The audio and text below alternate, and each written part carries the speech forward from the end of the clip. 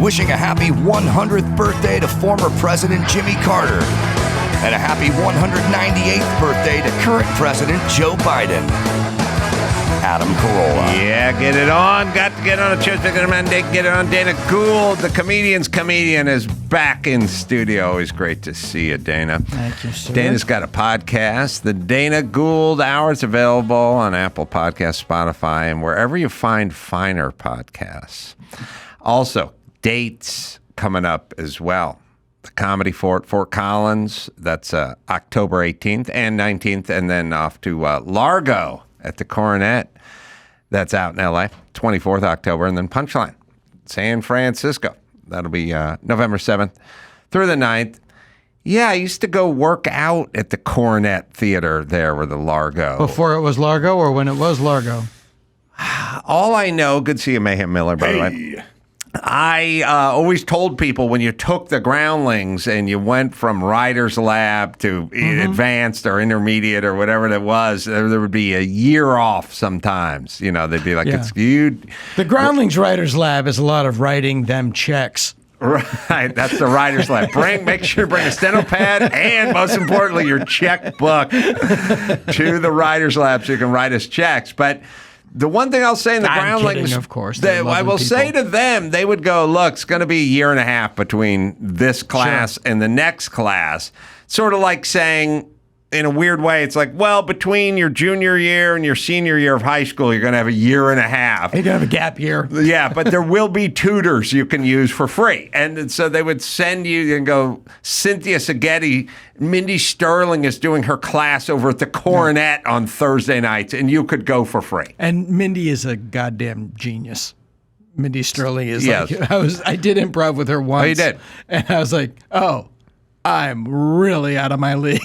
Well, you know, they train. This is going to be terrible. I mean, people don't know about improv as much like doing jiu-jitsu versus being a tough guy. They train, and a lot. There's so much technique. That's true. That you're unaware really of. Yeah. It comes out as tough guy, and it comes out as funny, but it's really technique. And skill. Like if you ever see those shows, like somebody like Mindy, who people don't know Mindy, she's Frau Frabissina in the Austin Powers movies. Right. Like they do an improv, and they don't leave any meat on that bone. Mm-hmm. Like they use everything. But I also, I always feel that people could benefit from that conversationally. Forget about professionally. Yeah. You know, people like so many people like you're just talking to, and you go, you know how when you're going through the airport. And the Cinnabon's open, and the person across the table starts going, no. And it's like, stop yelling no in the middle of my story. Just stop yelling no in the middle of my story. I know you have something to say, but stop leading with yelling no. Right. Yes and. Yeah. Not only that, but. Mm-hmm. That's all. Because my life is me going, I hate raisins. Why are there raisins everywhere? I don't like raisins. Or and someone will go, I just ate a bushel of raisins on the way in. Best day of my life. And I go, all right, I'll move on to the next premise then. That's all I get. And by professional comedians, which is the scary part. Well, that's the other thing. And as a professional comedian, when I am in a conversation with anybody, my interior monologue is, ask them about themselves. Don't talk about yourself. Ask them about themselves. Don't talk about yourself. Yeah. Like it's a good habit to learn, but it never comes natural to a comedian. It's like it's counter to. I've always had my foot on my own throat in those. Yes. So that's where I ended up at the Coronet. You know, all those millions of years ago. The show at the Coronet is Plan 9 from Outer Space Live that we do every Halloween season. Oh. And it's Ed Wood's 100th birthday this year, as it is. It would be his 100th. Would have been, yes. He passed he died of drink, or as they say in Ireland, we lost him to the lake. And but he would be 100. Jimmy Carter turned 100 this week. I do wonder, when you are that age, do you wake up every morning, like when your eyes wake up at 100, it's like, you got to be kidding me. Yeah. Another one? I always. I used to do this joke, but I feel bad for Jimmy Carter because he hasn't been in office in 45 years. But every once in a while, when a really shit president comes down the pike, he's got to turn on the TV and see Sean Hannity's fat head going, "We haven't seen this kind of gross incompetence since Jimmy Carter." And he's like, "I build houses for black people. Leave me out of this. Give me a break. It's been 45 years. Pick another bad president that you hated that you can use the current president that you hate even more to me." This is brutal. Even Democrats give him the most passive-aggressive compliment, which is a model ex-presidency. Yeah, right. Ex, right. I know, but what do people want? My ex-wife calls me a 5-star ex-husband. Yeah, like what if you had to turn on a comedian? What if you had to turn on the TV and go, "I haven't seen a comedian this bad since Dana Gould." Hey, you're just sitting home. You retired 40 years ago. Exactly. They're still slagging you. Yeah, but you read about these people in India that are like 118, and you want to please, right? Someone kill me. Also, they give you the key to longevity, but I'm always like, I'm out. You know what I mean? They go, okay, no booze. And they go, no staying up after. And then you got to pick your own vegetables. And I'm like, all right, let's wrap it up here. I know. Yeah. And you wonder, like, those. It was the dumbest headline from, I'm sure you guys talked about it a week ago, that somebody got arrested because somebody in Sweden used their suicide pod. Oh, like I didn't hear that. Look it up. They marketed a suicide pod, and it kind of looks like a jet ski. Oh, really? It looks like a jet ski with a bubble top. Wow. Like, there's only one reason. If you go to the suicide pod aisle, you know what they're selling there. I think that's what my dad called his first apartment after he moved out after the divorce, the suicide pod. Suicide pod. By the way, all we do is... It's called the Oakwoods. Oh, yeah, the Oakwoods. All we do is argue here about how to kill death row prisoners. Shouldn't we just send them to Sweden and just... Put them in the pod or Canada, even closer. I think you solve two problems. It's kind of a combination of surviving tropical. You put them all on an island. Mm-hmm. You put them all on an island. Yes. Thank you. Yeah. Still in it. And put some cameras on there and watch the fun. Let's do the Running Man. Yeah. Running wow, Man. there is a suicide pod. Yeah. And then the president's plane crashes. He's in the island. Snake Plissken has to get him out. Listen, Dana, I know you love movies. I wrote this movie already. Dawson, somewhere out there, there's Pedif Isle. This is basically the same thing. We take all the pedophiles and we just put them on the Devil's Island. I mean, It's not... You watch the movie Papillon. It's not an unheard of thing. No. It's called French Guiana. They just take all their prisoners that they don't want hanging around Gay Paris and they just dump them. Ironically, no. On an island. You're right. They just drop you off on an island. That's the way they used to do it. And we're always trying to figure out what to do with the pedophiles. You know what I mean? Because it's sort of like... The murderers, we go, all right, kill that guy or lock him up. But the pedophiles are like, this guy's got a disease, but what do we castrate him? Right. Does he stay in, he didn't murder anyone. So do we keep him in prison for life if he didn't murder anybody? Right. But no, he is going to act out again if we let him out. That's where the island comes in. Right. But on the island, groups start to form, cliques. You know, it's like anything else. Like warriors a little bit. You got your Well, you got your sort of twink guys over there, and you got your bear guys. So, you got a pedophile. You got groups that like this and like that, and they just start breaking off. Yeah, it's like any group of. It's Lord of the Flies. Lord of the Files. Lord of the Files. Pedophile Island. Right. But then, coming home from the Jamboree in Bermuda, the plane goes down. Right. The Cub Scout plane. And the backstory is the son. Like, it starts, lights up, is in their house, and there's a picture of mom who's dead and 15-year-old son going, Dad, I want to go to another one of these lame jamborees. And the dad going, you're an Eagle Scout. You that was before Mom died, you know, like, leave me alone. Like, he's going goth now, you know? Sure. Yeah. But he's like, and the dad's like, all the years of training to become an Eagle Scout, and probably your little brother's going, you know, the 8-year-old and all that.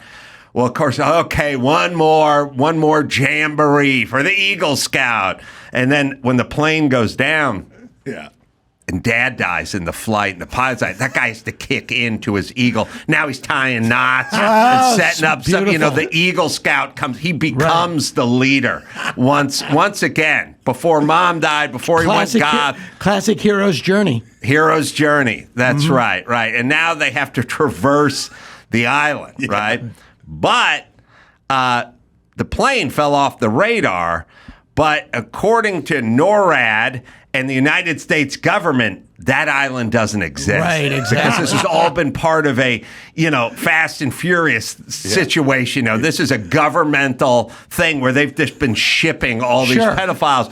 No one's pushed it through Congress, so that doesn't exist. So they got the one guy who's the ex-SEAL team guy. It's like, we got to get him off that island. It's like, that island doesn't exist. Now get back to your post. You know what I mean? And he's going nuts. So he gets together his ragtag group of ex-Navy SEALs guys and does the amphibious landing to free the kids. And prior to that, the kids don't know what's going on. The kids land on the island. They don't see anybody at first, but they do see monkeys with blown out buttholes. They don't know what's going on.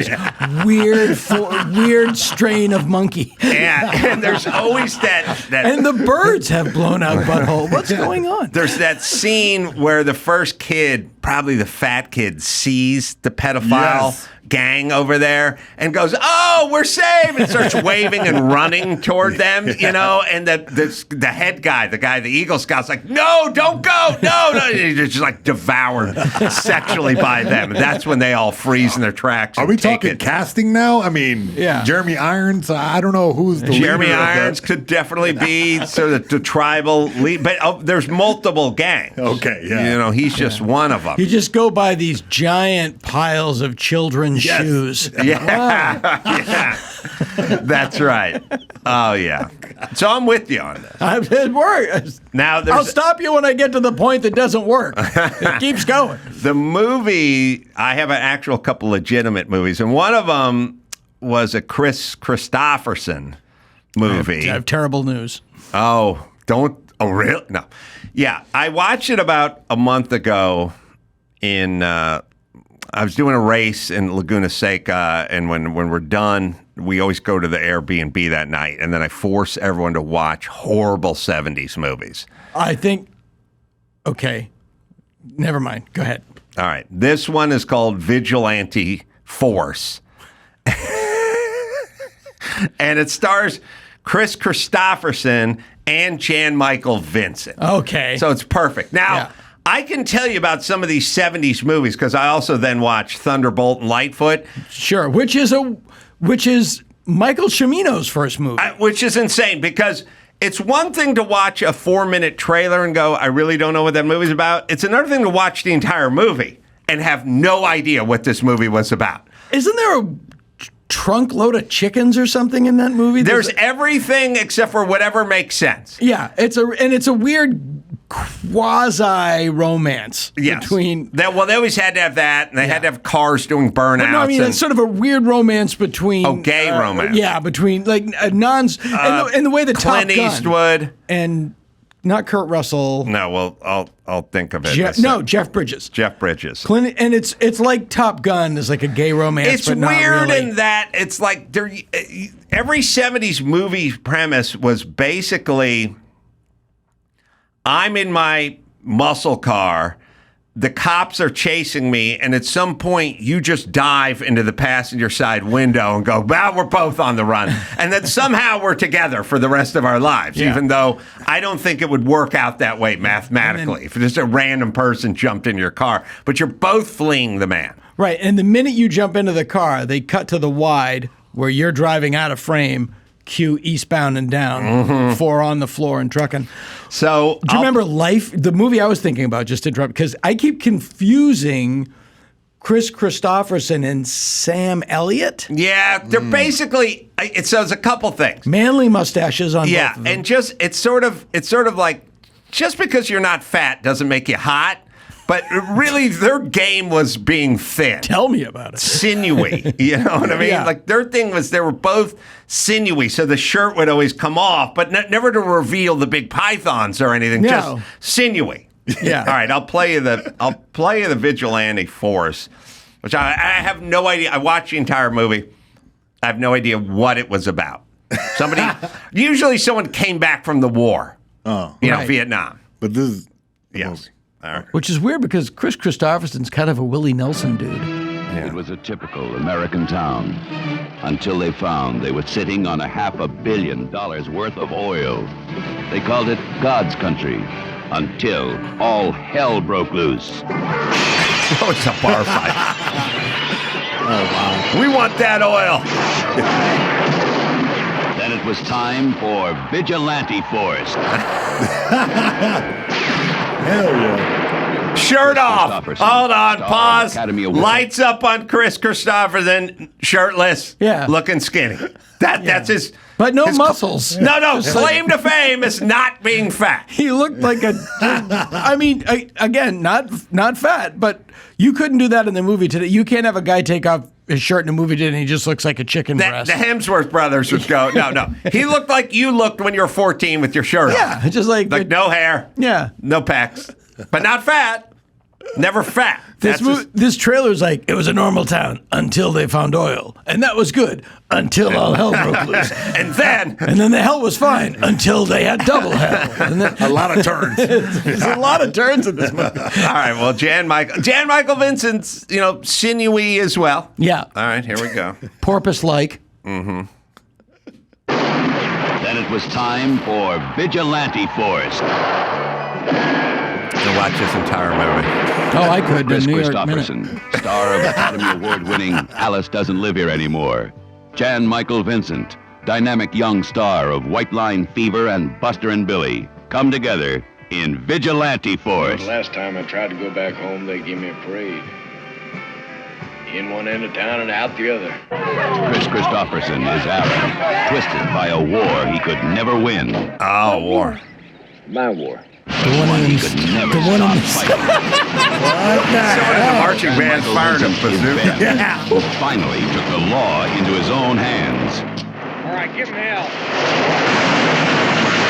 That's all these. Every 70s movie, they were This is all the same movie. Yes. Every 70s movie. When you good people hired me to come take care of your garbage, nobody was there telling me how to do the job. Nobody wanted to know. Shirt off. Like a By the way, pack of who's going to mad act with their dogs shirt were off unleashed now to that he's clean up gone? the town. Instead, they cleaned it out. I want all the money you're holding in a pile. Get tired of you serving us around. This is You know why you ain't every killed single 70s movie in one movie. Am I right, Dana Gould? Fought for the Amazing. same girl. I have no idea. And now the I time never had knew this come movie. to settle the score. We're coming after you. They blow something up. Victoria Somebody Principal. gets in the back of a pickup Sensuous truck young and star fires of something. Earthquake Yeah. is Linda. Oh. A man once too often. I'm gonna kill you. Broadway's Bernadette Peters. Bernadette stands for Peters! Wise D, who loved Come on, not Dana. wisely, You owe me money. but Shirt off very again. well indeed. Third time Chris Christopherson's had his shirt off. He looks like a giant baby with a beard. I'm the cops. This trailer's 3 minutes long. He's had his shirt off 11 times. Every 21.6 seconds, his shirt is off. Bernadette Peters looks like her own Muppet. Yeah, she does. She does. Chris Christopherson He's in the marching band. Jan Michael. fighting it out in Vigilante Force. You have to blow up a tin shed. It's not even a Roger Corman film. It's Gene, his retarded brother. I actually think that is. I think that is his brother. How many Cormans can there be? But you're literally. It's like it's always just the what's the brand, the Costco brand. It's the Kirkland version of everything. Right.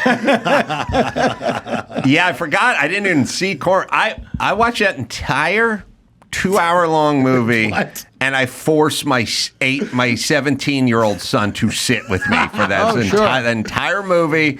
while there's other guys just drinking sitting in the living room. That's also that's kind of It's kind of Billy Jack, which is one of the greatest of these. Yeah. And what's the one? Thunderbolt and Lightfoot. Oh, we got that trailer too, bro. Because that was Saturday night. This was Friday night. The Great Smoky Roadblock, which I believe stars Henry Fonda. Picking up a check. Was all of this coke fueled? Yeah. The fact that this movie doesn't track. Like you don't know what it's about. The female love interest, the young Victoria Principal, sensuous young Victoria, which you can't call a woman that now in a movie trailer. Roger Corman's younger brothers, Gene Corman. The one of the reasons Roger Corman's the king of the bee king of the movie. bees, Right. the king of the bees, and a lovely man who only recently passed away. Oh, really? Close to 100. Mm-hmm. Back then in the 70s, before cable and before VHS, you had the drive-in circuit and grindhouses. They needed movies. It's not like today. They needed movies that would fill the many theaters, and you would get B movies, exploitation films. Growing up in North Hollywood, we had the Guild and the El Portal Theater and the Lorena Theater. We had like 3 theaters, kind of walking distance, but a good walk, but you could walk them. And you would see whatever movie was in town. Right. So you had air conditioning, you had a double feature, sneaking some candy. That was it. And it didn't matter what the movie was. You would just see the movie. Right. I saw Aloha, Bobby and Rose. Sure. I don't even know what that movie's about. Dirty Mary, Crazy Larry. Yeah. White Line Fever. White Line Fever. But these would have played at the Van Nuys Drive-In. Doc Savage. Was one where William Devane got his hands stuffed in a food processor, trash compactor thing in your sink? What's the thing in your sink? Garbage disposal. Garbage disposal. No, all I have Thunder. All I have for garbage disposal is Karen Black and Trilogy of Terror. That was a garbage disposal scene. One of the greatest films of all time. Somebody look it up. It's a huge cult film. William Devane with a hook. This is before he was selling gold on Fox. Yes, Thunder. I'm going to Thunder something. I don't know. We got Thunderbolt and Lightfoot. No, what is it? Rolling Thunder. Rolling Thunder. Oh my God! I watched Damnation Alley on that weekend. With Jan Michael Vincent. With Jan, my whole thing is when in doubt, starring a Cybertruck. By the way, yes, starring a Cybertruck. Yes, it starred a Cybertruck. And from 1977. Have you not seen Rolling Thunder? Oh, I have your next movie night. Oh, and then what about Vanishing Point? Vanishing Point's is that Gene Hackman? I don't remember it involved a Hemi Cuda or something. Right. All right, I got Thunderbolt and Lightfoot, which is, again, I don't know what it's about. Yeah. It's got 2 A-list stars in it. And the guy went from, the weird story, the director went from Thunderbolt and Lightfoot, his next movie, The Deer Hunter. Insane. And then Heaven's Gate. Wow. With Chris Christopherson. So then, how great an actor was Chris Christopherson, or was he just not fat? I think he was, my guess is, incredibly good at being Chris Christopherson. All right, sorry, we'll do. I'll do a minute. And a great songwriter. He wrote Me and Bobby McGee. Yeah. Let each of us study to approve ourselves. That's Clint Eastwood as a priest. Running. Jeff Bridges is a car stealer. Flags him down. Jumps into the car, or runs him over. Now he jumps into the car. We're good together. Now, for some reason, they're inseparable once he dove into the car, even though they didn't know each other. Brought back some extra goodies. Are you out of your mind? George Kennedy chasing them, trying to kill them the whole time with no backstory, no explanation. Oh, they used to have to jump cars down dirt hills, too. Yeah. A lot of that. A lot of car-centric stuff. Look at that shirt. A lot of collar. A lot of collar. Montana Armor. We hit the same place, the same. They're gonna hit the bank. I just watched this within the last 3 months. Really? I swear to Christ. I watched it in the last 6 weeks. I don't want to be a one-upper in the loser department. In the pathetic single dad department. What is this movie about? The whole sale of it is they had a howitzer cannon. Yeah. Except for that doesn't show up the last 12 minutes of the film. Thunderbolt and Lightfoot. That sounds like something, doesn't The it? clothes. Clint Eastwood, George Kennedy. They used to have nightsticks when they hit people. There. There it the is. whole sale, this whole movie is the guy has a Vietnam or World War II era howitzer gun, and he's going to fire it into the side of a vault. Right. And that's it. That's A lot what of this movie's guys, about. a lot of guys that came back from the NAM. Right. That's right. With a carnival. They in their didn't head. ask for that war. They didn't ask for that war. They didn't That's get. right. They didn't get spat on. That's right. Right. So I don't know Putting what. a food trash compactor still can't get. I don't know what- Garbage disposal. I'll never say it. I watch these movies with my son, and I go, "Do you see what you get to watch now? Because this is what we had. Yeah, exactly. You're bored out of your brain. There's nothing going on. Christopherson's got his shirt off for 14th time. I don't know what the story is. The plot's horrible. You don't have that. Yeah. You have No Country for Old Men. Yes, That's what right. you We're get to fine. watch. Whenever you want, you get to watch it. Yeah, you can. Well, that's the other thing is that it's also like record stores. Like we would go to the movie and see a movie, and we didn't have a choice. Right. Like, well, we're going to see whatever's at the drive-in. Right. Dirty Mary, Crazy Larry. That's right. And you go to the record store and you'd find, oh, this looks good, and you'd buy it. Where now it's just like, I'm going to watch this, and you go find that. I'm going to listen to this, and you go find that. You're not as exposed to stuff that you might not like. I had a little weird moment in time. I haven't told this one in a while, but it was one of those little snapshots in your life where sometimes you just stop and you look at something and you go, that's not good. Or you have the little moments where you take note. I do. It happens to me a lot where I sort of take note and I go, that's not good. I was doing a man show bit. It was Hanukkah with Goldberg, the wrestler. Sure. And we filmed it in a rented house up in the hills of Studio City or something. Because it looked like, we needed a kitchen, we needed a living room, we needed whatever. And so, it was a house that people rent out for production. And we're like in between setups or something. And I was just kind of putzing around the house. And I saw in the kids' room, and this is probably 2001 or 2002. In the kids' room, there's a bank of movies, of DVDs, like on a shelf on the wall. And one of them was The Grinch Who Stole Christmas. And I was like, oh, he can watch that in July. And then I remember looking at it going, now it's ruined. It's now ruined because he doesn't care. Whereas we were in our jammies running back. It's back on. It's back on. We had, it was appointment viewing, CBS, Sunday night, 8 o'clock, The Grinch. Right. Was a thing. Two Saturdays ago, I still watch Sven Gulli on MeTV. And they showed one of my favorite movies of all time.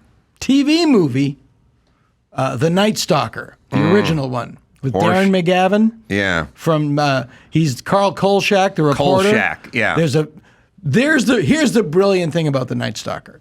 It was a series as well. Right, and this is the first time there was a TV movie. There's a vampire in Las Vegas, modern day Las Vegas, killing people. And what made the movie so great, I saw it when it came on. I was 9, but it was like everyone's going, yeah, but there's no such thing as vampires. Right. Which was for a movie that was like, oh, it's like the world. Right. And that that broke made down the fourth wall. Yeah, almost. I made the character was like, yeah, but these aren't real. So what are we doing here? Right. It was so brilliant to me at the time. I have that movie on DVD. I have that movie on Blu-ray. That movie is for free on YouTube. Right. But it was on. I was like, oh my God, it's on. We have to watch it. Yeah. Because you're watching it at the same time as other people.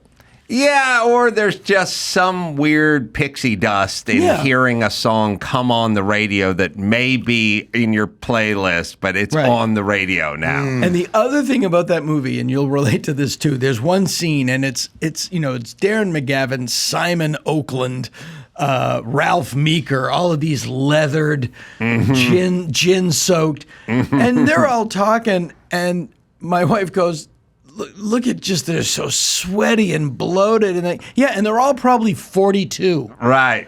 Yeah. But they've been living on bourbon and Pall Malls. Yes, unfiltered. I know. And all these, it's like, Wilford Brimley was 26 when he made Cocoon. Oh, Jesus Christ. Don't get me started on Captain Steubing. Yes, he was 40 when he was 12. All right, so comedy.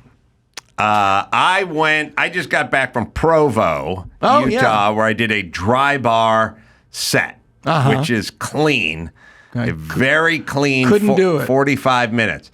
You're a better man than I am, Adam Carolla. You can. See, that's the whole thing is you could. You may not think you can, or you may not want to, but if somebody said to you, I don't even know if it's the language, the topics. No, I agree. It's most of my stuff feels topically wrong. Right. Yeah, that's for how I that feel, rather than the shits and the fucks and the goddammits, you can carve those out with spell check in 10 minutes, you know? Like, it's easy to carve those out. Yeah. Or your act just turns into a casino when you watch it broadcast. Right. This melon farmer. Smoking the bandit. Right? This lucky ducking melon farmer comes down here. Right. Monday to Friday. Right.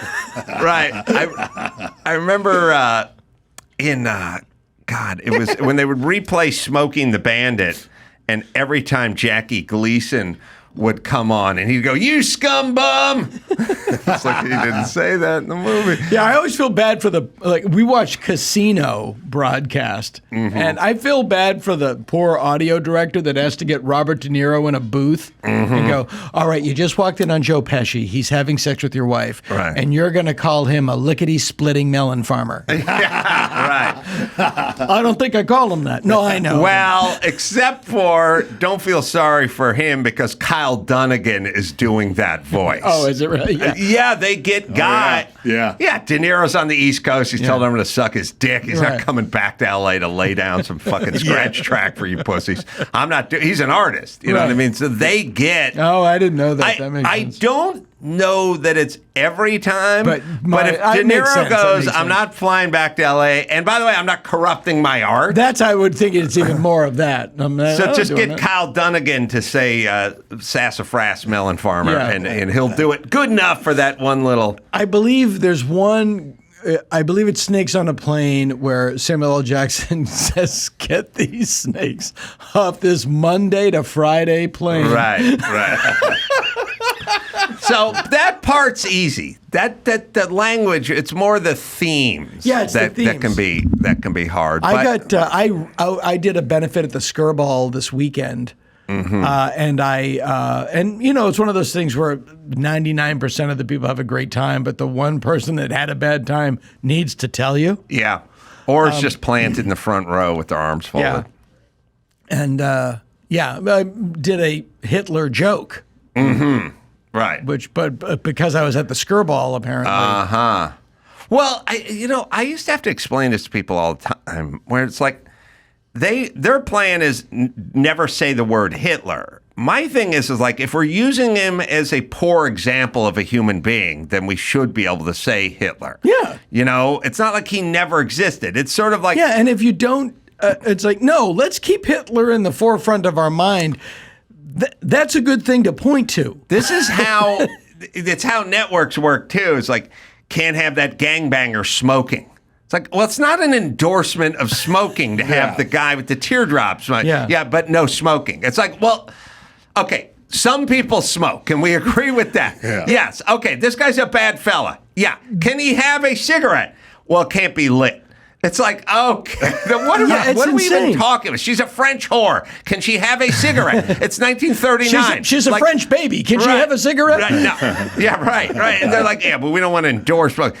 It's not an endorsement of smoking to have bad people smoking. When Spike Lee criticized Quentin Tarantino for the use of the N-word in Django, it's hard because you defer to Spike Lee's opinion on it, but Quentin made a great point, which was, did you want me to make slavery look polite? Yeah. Right. Yeah. Did you want me to make this era look well? They respected each other. Yeah. Maybe you should let that stuff out. So I set to about 4 months ago. I'm like, I need a clean 45 minutes, or I actually don't know how much time because I got a lot of conflicting information on 35 or 45 and they'll cut it down to whatever.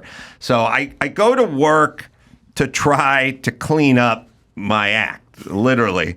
But it's a process. Yeah. And it's tough. It's so tough. I go tougher than it sounds. Yeah. So I go first. So the 5 days before the taping of this Dry Bar special, they have a place in Provo. It's their own theater. It's beautiful. It's all geared up with camera. Yeah. And Provo is a beautiful place. Beautiful. They don't strike it or anything. It's all wired and stays there. It's like a full-time studio. Holds about 250 people. Lit, high ceiling, all the tech stuff. It's great. And so I go, all right, I'm going out on the road and I'm playing a theater in Boise. But these people paid $50 a ticket, and they don't want to hear my Donnie Marie-esque hour and 10 minutes set, right? So what I'm doing is I'll do 10 or 12 minutes of the clean run in between the debaucherous shit I've been talking about, and then hammock it. Yeah, hammock it, and I'll swing back and try to do a couple more dad jokes in between more debauchery. But I don't have a 45-minute clean run because I don't want to put the good-paying audience members through that when I'm on the road. Totally understand. So now I get to the Ice House Sunday night, the Sunday before the Friday taping, and I go, look, Sunday night, Ice House, fuck you, I'm doing my clean set. I got to run it. I got to run it once. So I just get up there and I go, listen, I'm doing a clean 45 tonight. And everyone starts booing. They all start booing. Out loud, they start booing. And it was not... 60 years ago, people were getting arrested for Lenny not doing Bruce it. was being perp walked off stage for saying "damn," and now I'm getting a chair thrown at me for saying I'd like to keep it clean. It's madness. Did you run it? Did you get him back? And I said, you know what I said? I said, look, I'll tell you what. We'll start with a P. Diddy joke, just to get you. I'll give you some P. Diddy. And I gave him some horrible P. Diddy stuff. And then I just slid into the clean. What is your P. Diddy joke? My P. Diddy jokes I have about 3.5 of them. One is, it was more that Eric Adams, the mayor of New York, took back the key to the city that he gave to P. Diddy. He had a presser to take it back. I didn't catch that. I like when people take back symbolic and visible stuff. Yeah, you know what he can't get into the city He now. can't open the bathroom at the park. So it's weird. It's like when Bill Cosby raped everyone. Like, we need all those fake degrees back, Bill. Sorry. And he's like, they're in the trunk of my car. I never put them in the house. Well, we need them. We don't want you entering the penal system with a sack full of fake degrees from our phony baloney colleges. So it's weird. It's weird taking symbolic stuff back is a bizarre gesture. And then he had a presser to do it. Eric Adams gave a press conference before he got into trouble with other things 3 months ago. And I said, okay, a couple of things. I said, if he had any kind of sense of humor, he would have done the press conference where he said, I need to take the key to the city back from P. Diddy on the off chance R. Kelly's parole. Oh, great. And then the other one was you'll see why this wouldn't work on Dry Bar. There's no profanity in this, but I said, and then also then I think it was Morehouse or one of the historically black colleges. Right. One of the historically black colleges also said that we got $1 million from P. Diddy, and we're giving it back as well. But unfortunately, they'd already spent the money on rims and Courvoisier. So I technically no swearing. Courvoisier, or as anybody who's ever bought it at a strip club, apple juice. Apple juice. But I couldn't use that in a clean setting. Not in Provo. So I then slipped into my clean 45-minute set, crushed at the Ice House, cleaned it all up, sent the tape to the guy in Provo and said, you tell me, because I don't want to get up there and tell jokes that are getting cut. Right. If something crosses the line, carve it out, and I won't do it on tape night. He watches it, says everything's good. One chunk here, but it was a timing thing. This doesn't come out for a few months. But anyway, okay. So then I go into angle number 2. I go, listen, I got about 23 rando jokes here that I have never done in order in my life. Probably never do again. I have those. And I don't know where I'm at with this act. So I need a set list, or I got to figure out a cheat sheet, because I'm going to walk out on stage and I'll have 28 jokes in my head, but I have no idea what order I'm doing them in. So they go, we got a monitor in the back on the upper deck thing, and we can just load it up. Right. And we can just, it's a set list. It's like Bruce Springsteen is Born to Run's in the middle, and it's just the band needs the set list. I just needed the set list. I didn't need the punchlines or anything. I'm sure I have in my wallet a set list. I know I have one on my phone. Mm-hmm. So I go, but what's the deal with the monitor? And they go, well, it's on the back, and you could put it on the thing. And I go, can you scroll it? Because what if I got 28 jokes and the monitor's good for 12, And they go, no, we can't scroll it. So I go, oh, okay, well, then I'm going to need to print out like a set list and just put it on the feedback monitor, tape it to the stage floor, and blah, blah, blah. So then they go, once I get there, they go, we can scroll it, which I'm always interested in. Yeah. And I'm always interested. And the other part is, I didn't know if I was doing 30 minutes or 35 minutes or like 45 every time. Everyone does 45, and it counts down from 45. We got a countdown clock, starts at 45, goes to 0. Then there's always this one that gets you. There's a professional comedian whose name is Bob Smiley. Nice guy, Christian comedian. So all he does is the circuits. All he's ever done is the churches and the circuit. I'm like, why have I never heard of this guy? Oh, right. That's all he does. That's all he does. He's going on before me. So I go in there and he goes, but you know this as a comedian. He goes, I go, man, this is clean. It's new for me. And he goes, well, that's all I do. All I do is the clean stuff. I go, okay, so you got this thing. And he goes, how many times you run your set? And I go, once. He goes, oh, wow. you know that thing? You know that thing where you see the look on the person's face? Like, oh, shit. Yeah. Like, okay. And he's not, I can tell already by the way you describe him, he's not psyching you out. It's just it's that was just a his genuine face. reaction. His face was like, I'm going to do 40. You're going to do 45 minutes on something you've ran one time. Okay, and we're filming a special. We're filming this. You know, he made a face like, So I'll pray for you.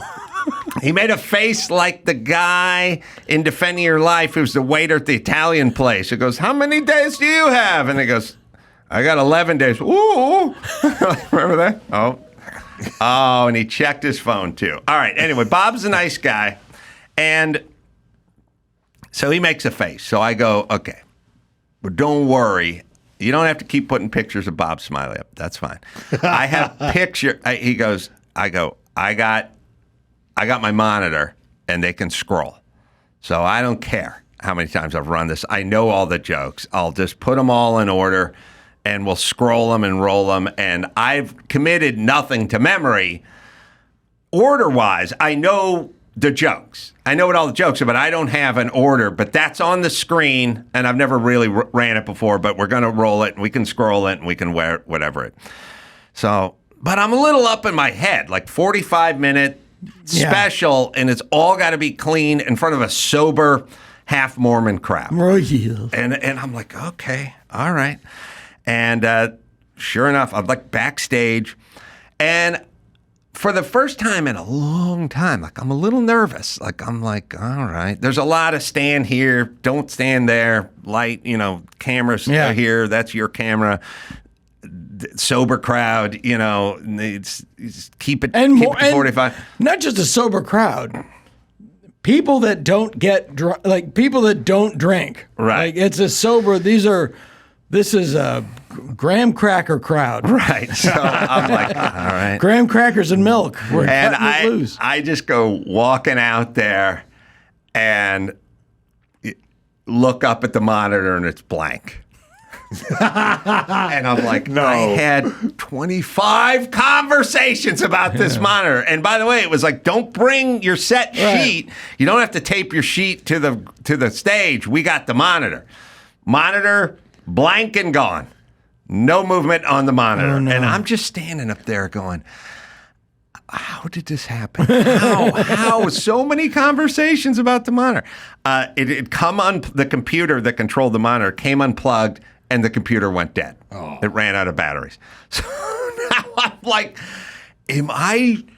wait a minute, am I doing 45 minutes and I don't know anything? I don't know anything. And also my head is thumping with, like, I can't believe we talked about this monitor. But in the long run, that might have helped you. Well, I stood up there and I was like, okay, I remember the first 3 things I'm supposed to talk about. And then at the next 23, I don't know what order those. I don't even know if I can summon those. So I start getting into the first thing, and I see the monitor like start flickering, and I was like, oh, they've done something. Like there's life or what have you. And by the time I got done with the 3, I did do that pause where I was like, what else is going on out there in Utah? I did that on Letterman once. Really? And there was no monitor. I was just like, I had a 3-second chunk where I was like, my career's over. And it feels like eternity, but you're the only person that knows what's going on. Even thinking about it, I shudder. Yes. And I just like, for the grace of God, it was like, I knew it. But I was like, I'm dead. I'm a dead man. The monitor came back to life after about the first 5 minutes, and then it was back, and then it crushed, and the standing ovation was great, and the second show was great, and everything was great. But then after that, after the second show, in between the first show and the second show, I was like, I'm going to need a drink after this second show. And everyone's like, well, they don't have 3 anything. Counties away. You want a knee-high? Do you want a Shirley Temple? You want buttermilk? I was like, I want a drink after this goddamn show. And everyone's like, we don't have any drinks. I was like, I looked at Bob, the Christian comedian. I go, you want some scotch? He goes, yeah, I want some scotch. I go, all right. So I go to Mike August. I go, Mike, it's 9:15. I don't know what the rules are in Provo, Utah. Go find a bottle of scotch. Go out and don't come back until you have some scotch. And then there's a lot of discussion. Well, there's the state liquor store. Right. And then there's the supermarket, but they don't serve the heart. I'm like, Mike, just go out there and find some scotch or beyond and bring it back. Because after this second show, I need a goddamn drink. And so Mike heads out. And Mike comes back about 40 minutes later. He's got a shopping bag from the supermarket. And he's got a 6-pack of something in there. And I'm like, what do we got, Mike? And he's like, the state liquor store's closed. You can't get scotch after 9 o'clock or 8 o'clock or whatever this is. Could we clean up all these rules, by the way, for not only the guys who are traveling alcoholics, but the statutory rape travelers as well? Like, what? I didn't know it was 17 in Hawaii. Yeah, exactly. I'm from Alabama. I'm used to 14. Yeah. I'm used to 12 to 14. It's a suggestion, Like, we just need to clean that up. Yeah. And it'd probably be the same group who benefited. Yeah, exactly. Yeah, it would be. So I'm like, all right. So what do you got there, Mike? So Mike, now this is the beauty of Mike. Mike August has traveled this nation with me so many times. I mean, if we were steamer trunk, there wouldn't be room left for a sticker on it. Like we've been to Timonium outside of Baltimore 3 times. Like 15 years of nonstop traveling, which means nonstop hanging around in airport bars when the flight's delayed or the layover or the whatever. And on the rider, there's a Bullet Rye. There's a bottle of Bullet Rye. So Mike knows that if we're trapped in an airport, it's a Miller Lite. And after the second show, it's a glass of scotch. Okay, that's all Mike is. Mike has never seen me ask for slow gin fizz or Harvey Wallbanger. It's just, do you have Miller? The most diverse it'll get is I'll go, you got Miller Lite? And they go, we got Bud Light. I go, yeah, okay, Bud Light. Or we got Miller, we got Ultra, Michelob Ultra. Yeah. Whatever. Just a light beer. It's fine. On airplanes, in bars, for 15 years of nonstop of this. And it's usually, the thing is like, if you don't have the scotch, I'll take the Miller Lite. Comes back, pulls out the 6-pack of margaritas, like in bottled margaritas. You know, it's all corn syrup and orange dye number 14. Yuck. And I go, well, what's this? And he goes, I didn't have the scotch. And I go, yeah, but I've never drank a fake margarita that 3% alcohol margarita, but that's all. It's chugging a bottle of syrup. It's all the calories and none of the buzz. Right, this is for 14-year-olds to get drunk at the park. And I go, what's with why'd you get the margarita? And he goes, I know you're on your diet. You're off the beer. I go, yeah, but Miller Lite is 93 calories. Yeah. This is 287 calories. What? Yeah. Well, you said you're dieting, trying for the special. I go, okay, hold on. I was dieting for the special. That's now over. But now when I walk off a stage, diet over, bring on the booze.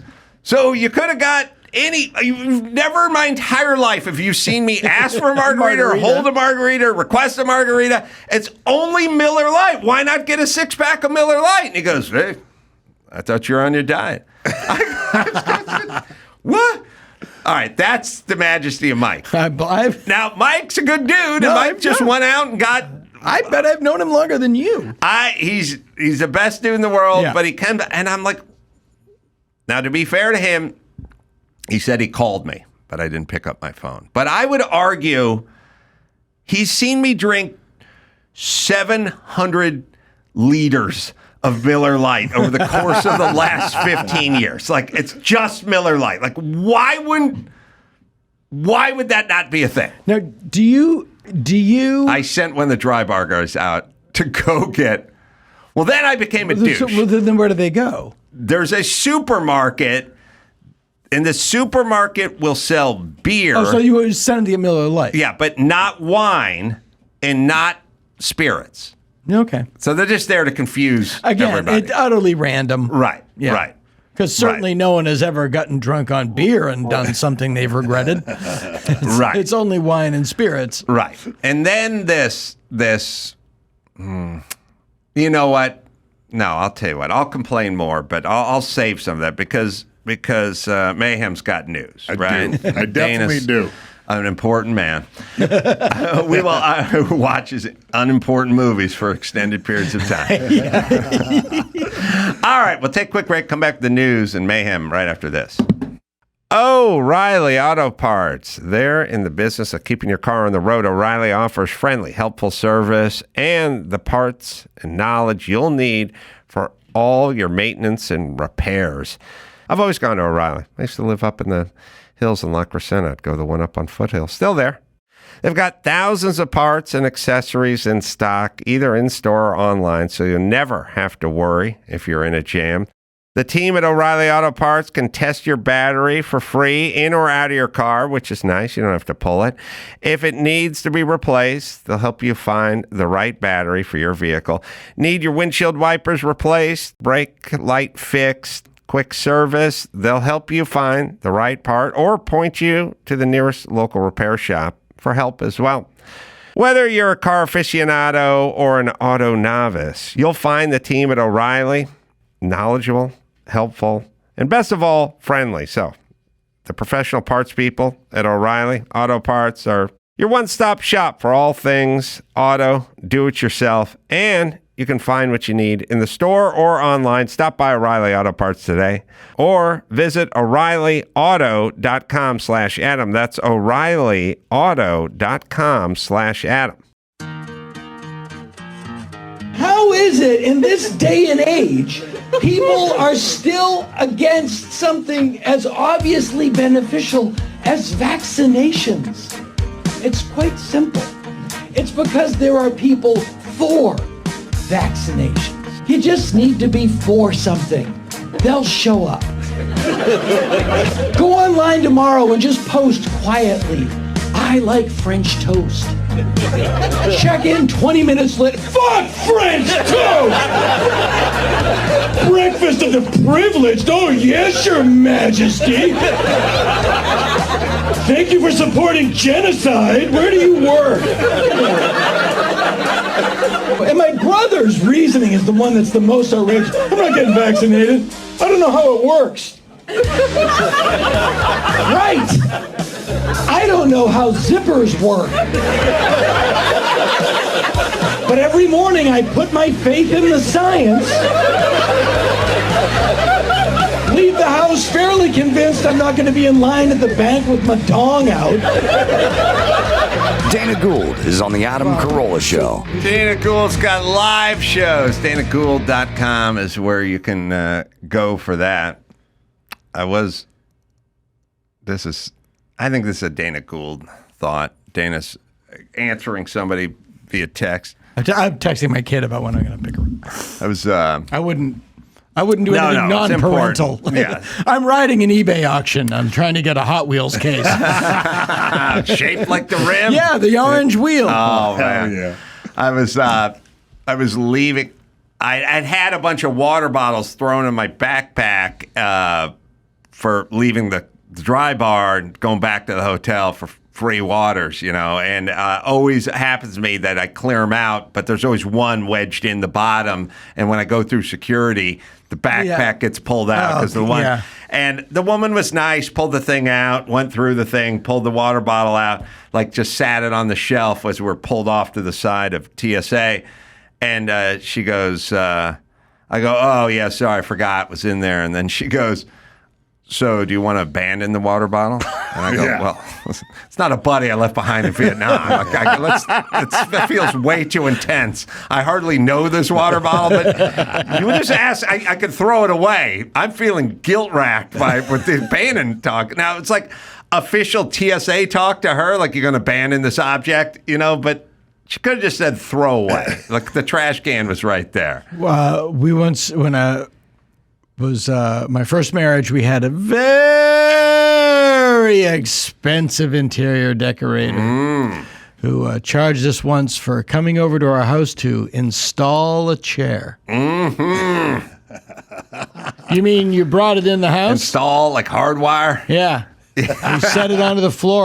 We had all four legs on the floor. Yeah. Install a chair like everyone who has a banquet room and has folding chairs and they're going to have a bar mitzvah puts them up, that kind of installation. Just brought the chair and set it on the floor. Install a chair. That is so funny. Yeah. All right, Mayhem, what do you got? We got news, and look, you can take some bets on who this person is, but a porno allegedly showing Diddy with a more famous A-list celeb being shopped around, a lawyer says. Yeah, pornographic video allegedly showing Sean Diddy Combs and an even more famous A-list celebrity is being shopped around Hollywood. How does that mean shopped around? Like the Kardashian vids from back in the day? I'm going with Wilford Brimley. Yeah, and I'm going back to Captain Stubing. I'm going Bieber. This thing is... Well, so with P. Diddy, we don't know if it was a lady or a fella. Bieber to Brimley is really the arc of this episode. That really is, yeah. In addition, there's also a case brought by a new client of Mitchell Kidd.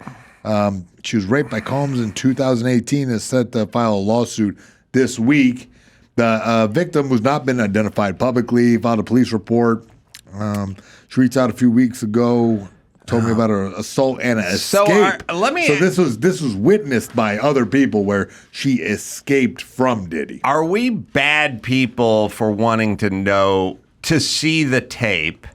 Like, is there, okay, let's try to figure out our sort of moral hierarchy. The best place you can be morally is, I don't care if this tape ever comes out, and even if you put it before me, I wouldn't watch it. That is the most sort of self-actualized, yogi-esque, whatever. I'm almost there, by the way. Almost there, but I'm not there fully. too. The worst is I'll pay cash to get my hands on this tape, and then I'll put it on the internet, right? That's the worst. Where's most America's somewhere in the middle? 2 seconds of it. I want to see who it is, and that's all I need to see. Now, I'm above you guys. I do not even want to see. I don't want to know who it is at all. I want to be in the tape. I want to be the other person. If I know who it is, then I want to see it. Then I'm like, ooh, what does that look like? But if I don't know, it's a blurry kind of amorphous. I don't know what the hell's going on. What if it's Justin Bieber, not J-Lo? Want to see it? Oh, you want to see it more? Well, yeah, I want to see that it's him, but I don't need to see any calisthenics. Have you ever seen Chuck Berry, the Chuck Berry video? What? I've heard about the Chuck Berry stuff about him putting cameras in the bathroom. Right. There is a video. And then there was another grainy whatever. It's kind of up there with Sly Stallone porn video or something. Well, I've seen the Chuck Berry video, and it is one of those things like, yeah, that's what I want to see. And then you see it and you go, oh, God, I wish I didn't see this. Oh, really? What's he doing? He is standing in a bathtub that a woman is sitting in, and he's going number one.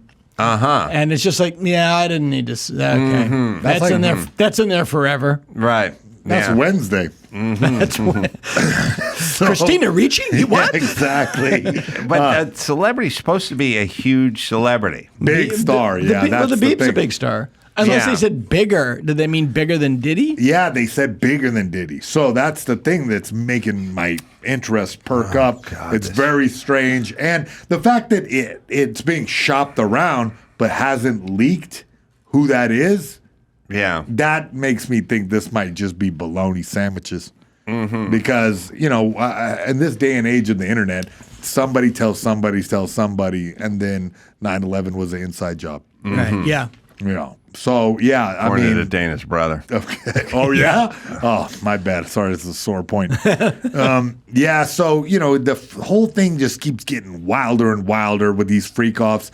He had videotaped all these day-long sex sessions and, held that. Is that what a freak-off is? A freak-off is like a crazy sex party, drug-fueled, had everybody messed up. There's a crazy video of him kind of admitting it to Conan O'Brien, like telling how he gets these crazy parties started. And he's just outright like Duper's Delight, talking about it like it's something casual. But now it's turned into this really, really dark thing where you get people all on drugs to keep victims obedient and compliant. Right.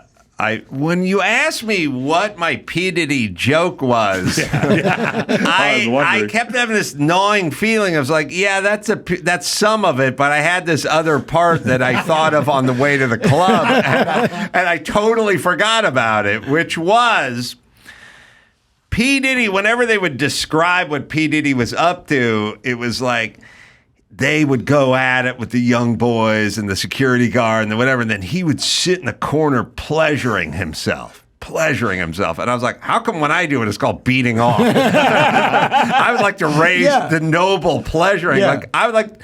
Being able to sit and read a book for 30 minutes that's pleasuring myself. Yeah. My stepmom didn't catch me pleasuring myself when I was 15. She caught me beating off. Yeah. And then I started thinking... Oh, did she? No, I was close enough.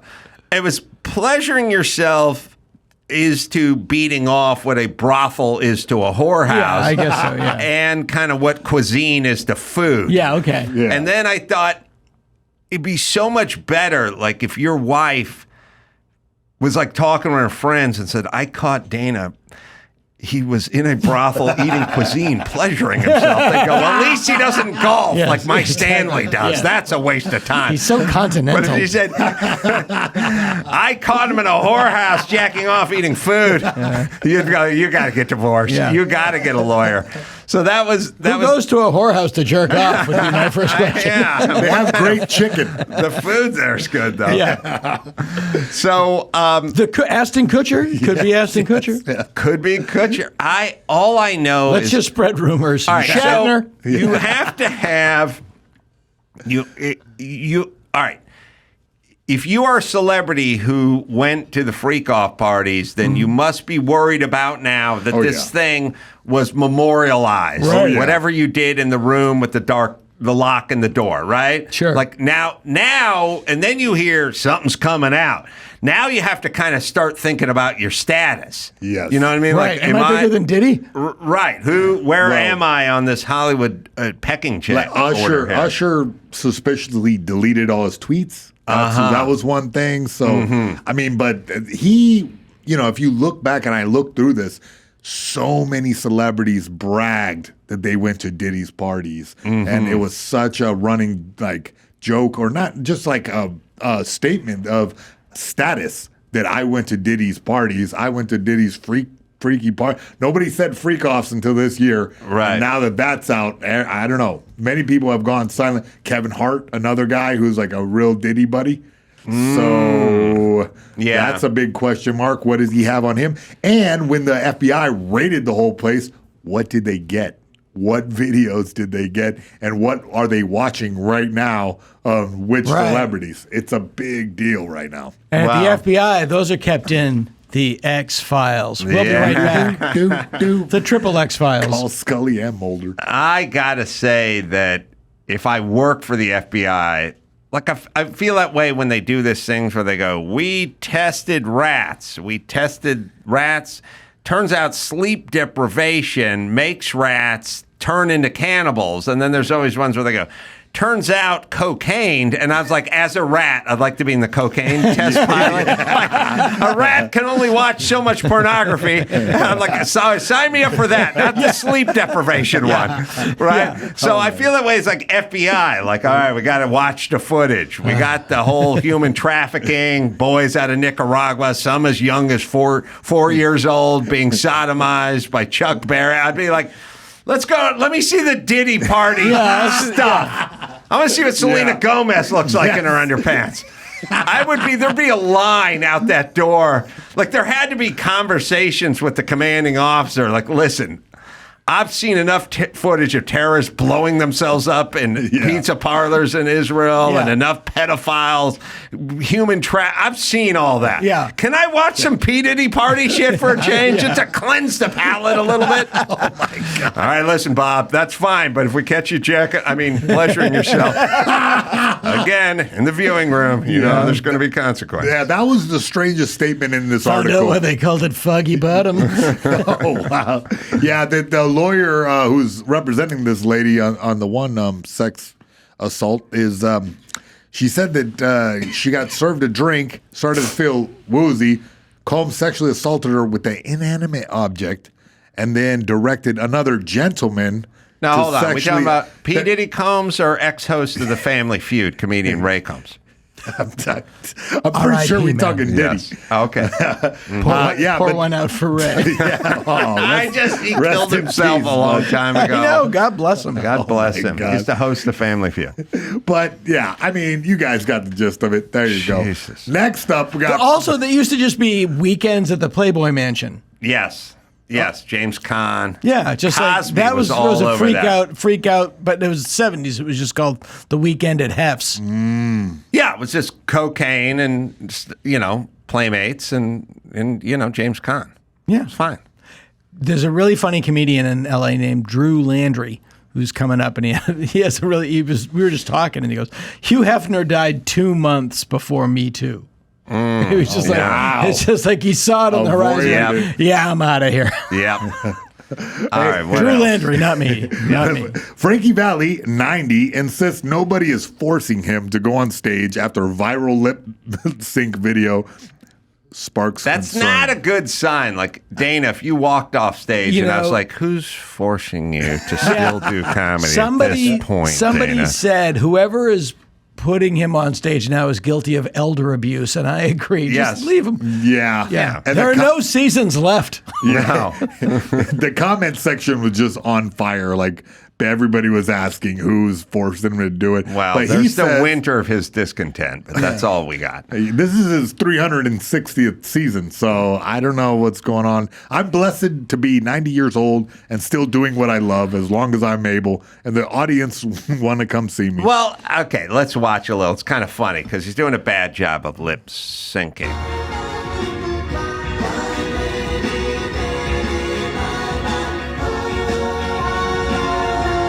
Oh, boy. Oh, my. All right, okay. He looks like an animatronic from the Hall of Presidents. Yeah.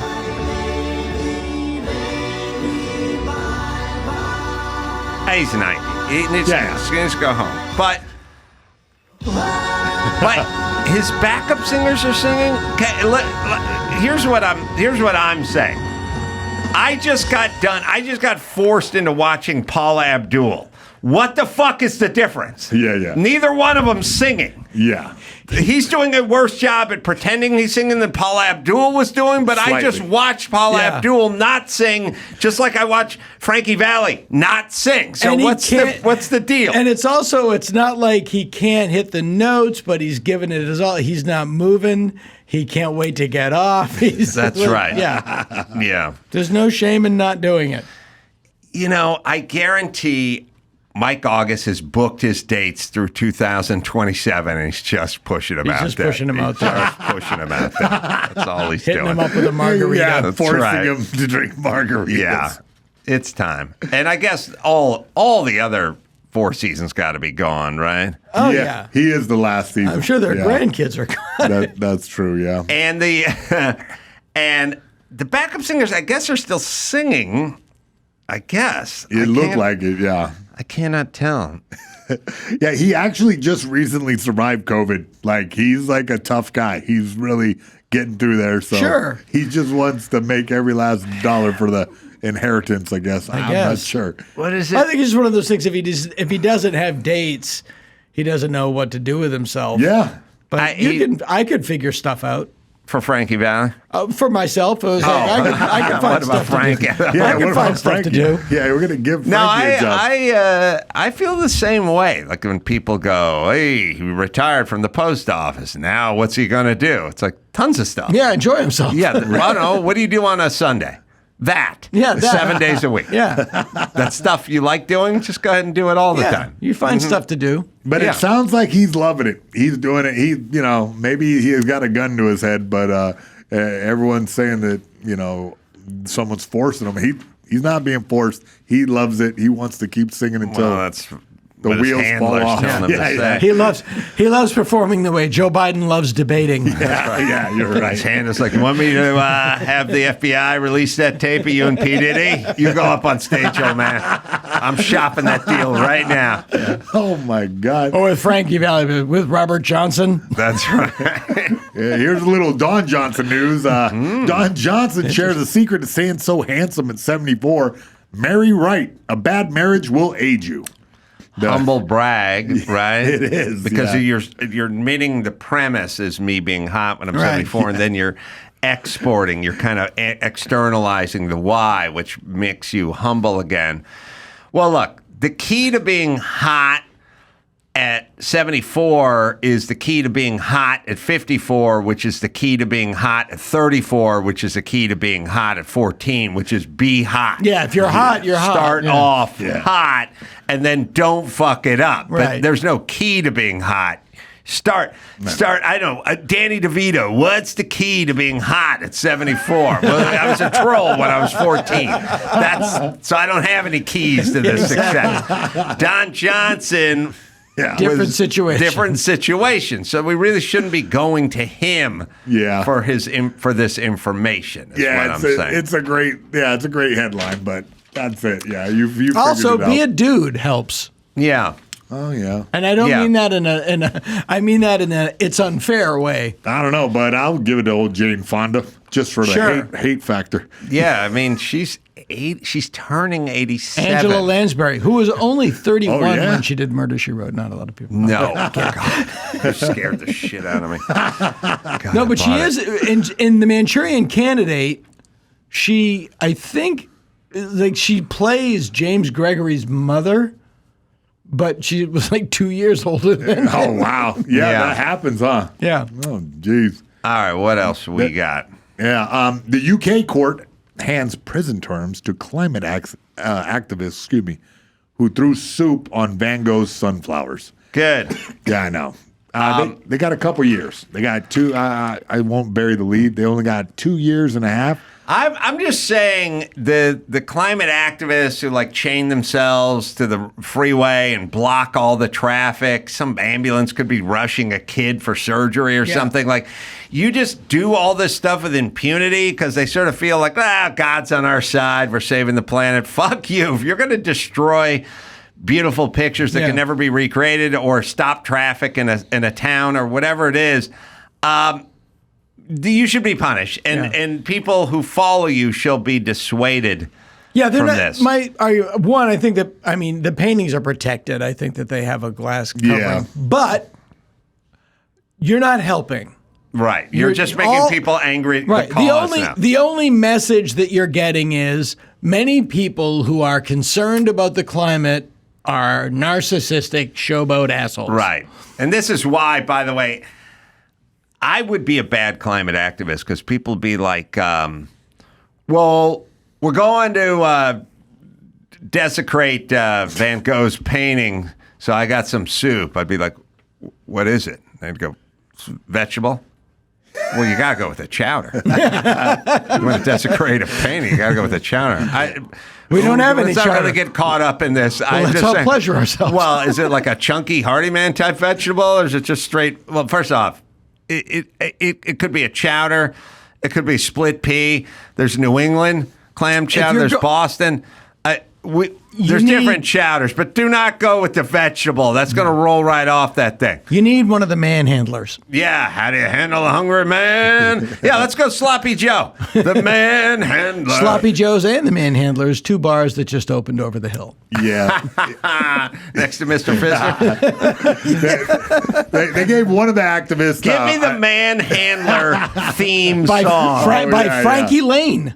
Really? Frankie Lane. No. Who's from Rawhide. Rawhide. Oh, really? How do you handle a hungry man? The manhandler. Yeah, I mean, we used to have themes and commercials. It's a can of manhandler that's in the video with Diddy. It's just him in a giant can of the manhandler. I think it was just a can of tomato puree, and you had to add your own meat. Yeah. We used to do. In the 70s, we were like this close to just having a can of water. Yeah. All you need is egg noodles, ground beef, and seasoning. Add this. It's like, they used to tell you we're going to make this, but it was like Hamburger Helper and all this stuff, but you had to do the hard part and the expensive part. They call that, we had that served in our high school cafeteria, and they called it American Chop Suey. Really? How euphemistic could you get? Yeah, by the way, how was it American chop suey? Well, we took an Italian dish and combined it with a French dish. The Sloppy Joe was the American? All right, we have the commercial, I think. Is that the theme song? When the job is done, this guy will be ready to dig into something mighty good to eat. How do you handle a hungry man? The manhandler. Hey, I know that actor. One of the manhandlers is Campbell's Vegetable Beef. It's a meat and potato soup with 6 tender vegetables and a lean beef broth. Mmm, good. The manhandlers. You've been pleasuring yourself to a Diddy video. Was one of those part of 2 hours? Was one of those soups called Scotch Botch? Did I read that? Yeah, what was that? How do you handle a hungry man? The manhandler. The original title of Can't Stop the Music. Scotch broth. Scotch broth. That went the way of the dodo. If Mike August had a can of that, he wouldn't have had to go driving 3 towns over. What the hell was what was Scotch broth? I like when foods go out of style. Like when foods go out of what was that? Like a Roquefort salad? Right. Roquefort. Someone realized that Roquefort salad was blue cheese dressing, Yeah, but it is that weird, like when, you can't get certain foods anymore. We don't make that anymore. Chicken a la King was a big one. And this is unlike the Manhattan drink is not coming back. Right. Scotch broth. The drinks come back around. You see guys drinking Manhattans now from what people drank in the 30s. Yeah. Scotch broth, there'll be no second act. Yeah. Y'all still eating quiche? Quiche is a weird one because quiche is egg, bacon, and a pie crust, essentially. Ham, cheese. Delightful. Yes, it's egg, it's ham, it's all the good stuff. It's cheese, maybe some onion and stuff like Prepared that, in a and then different a bread. Yeah. Right. And so if you ordered for breakfast, if you want I have some ham and I'll have some eggs and I'll have some cheese on those eggs, some onions and eggs, some ham over here and some toast, no one would call you a homo. But the name, quiche. A book came out called Real Men Don't Eat Quiche. Real Men Don't Eat Quiche. They wrote a book. I didn't know. Yeah. And a quiche is way heartier and manlier than waffles or French toast, pancakes. Maybe it's a tie with a Denver omelet. I don't know, but it's basically an omelet just prepared differently. You deconstruct quiche. There's nothing foo-foo-y about it, but somebody wrote a book called Real Men Don't Eat Quiche. I don't know why, but they wrote that book, and then every joke was, "Hey, that guy's over there, quiche eater. That guy over there blowing his money eating quiche." Same thing happened to rollerblading.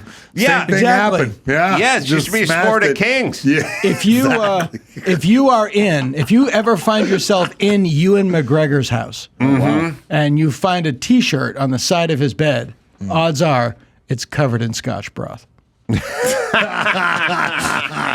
All right, we can't do any better than that. Yes, we can. Other podcasts could, sure, certainly, but not us. All right, Dana, I'm going to give you a plug, and Jennifer Say's coming in. She has a very interesting story. She used to run Levi's and then got booted for crazy reasons and now started her own clothing company. So we'll talk to her in a moment. Dana, I'll give you plugs at the end of the show as well as Mayhem. Great job, guys. We'll talk to Jennifer right after this. As we venture into our 15th year of podcasting, here's another memorable moment from the Adam Carolla Show's Ace Awards archives. I'm turning into Chris Matthews. And there's another thing I don't understand. Angelina Jolie, very attractive woman, Tomb Raider. Now she has no boobs. Eugene Robinson, is this going to hurt her career or not? I don't understand. And Brad Pitt. What kind of name is Pitt?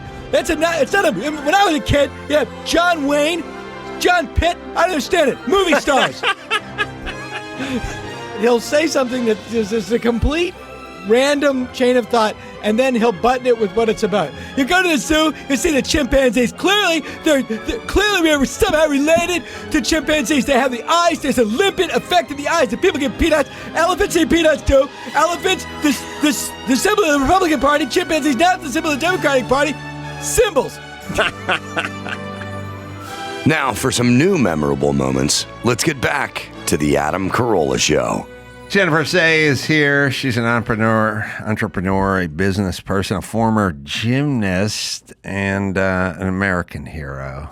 Mm-hmm. That's nice. Yeah, pull the mic up toward you. That way? There you go. Okay. Yeah, I was familiar with your story because I'm familiar with all the people that got screwed during COVID.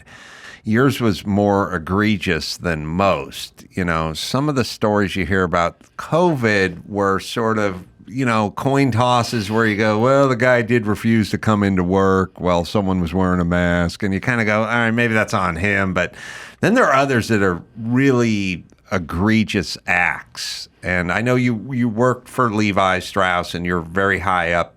What was your title at Levi's? I was brand president. Which is about as high as you go? Yeah, CEO is the only role above that. So way up. And you climbed up it, right? You started there in 99? I did. I started in 99. I was an entry-level marketing assistant. The 90s and early 2000s weren't awesome for women in corporate America, but I stuck it out because I love the brand. And you were there in San Francisco Bay Area, basically? Yeah, I lived in San Francisco. I went to college at Stanford, and then I moved to San Francisco and started working at Levi's not too long after that. And climbed all the way up. So I don't know what your politics are or were. I think maybe you had a lot of the same stuff I had. Sort of grew up in Los Angeles, sort of progressive and hippie mom and down with the... I was never an idiot. Like I didn't chain myself to a bulldozer like Jane Fonda or anything. But I was like, gay pot, gay marriage, like all that. And then things started changing, and I was like, I'm not down with the new version of this. And many people I know went, we're doing this to the grave. And I'm like, I don't like where this is heading. But you must have, Stanford, Levi's, San Francisco, you must have been just sort of progressive and Democrat and everything? All in. Left to center Democrat is what I would have called myself, although I always hated Gavin Newsom. So I know we share that, and I'd be really happy to talk about that. That's just like a dog that has a bad feeling about a new boyfriend in an 80s movie, where it's like, why is he growling? Right. Why is Rusty growling? He likes everyone. Like, oh, that dog knows something. Yeah, he sees something that for some reason other people aren't seeing. So Gavin Newsom's a sociopath, and I see it clearly. But it's so obvious. Well, that's what I want to scream at every human being. He looks like American Psycho. Like, literally. Listen to him. I swear to God, one of the few things my mom said before she died was like, I'm voting for Gavin Newsom. I'm like, why don't you see what I see? Why doesn't anyone talk about the fact that he was married to Kimberly Guilfoyle, which, like, no one on the left cares about that now? I think that's weird. Well, we make fun of her for other reasons on the right. All right, so you're coming up. You're in a bastion of progressive left think. You're thinking all the right things. You're doing all the right things. You're a success story because you're a woman, you're all the way up the food chain and one of America's most trusted, long-running brands. Yeah, 1853. Loved the brand. I mean, I loved it since I was a kid. I went to Moscow when I was 16 years old and competed in the very first Goodwill Games, which you may have never heard of. As a gymnast, before the wall came down. This is 1986. Ted Turner did this like rogue Olympic competition because of all the boycotts in the early 80s.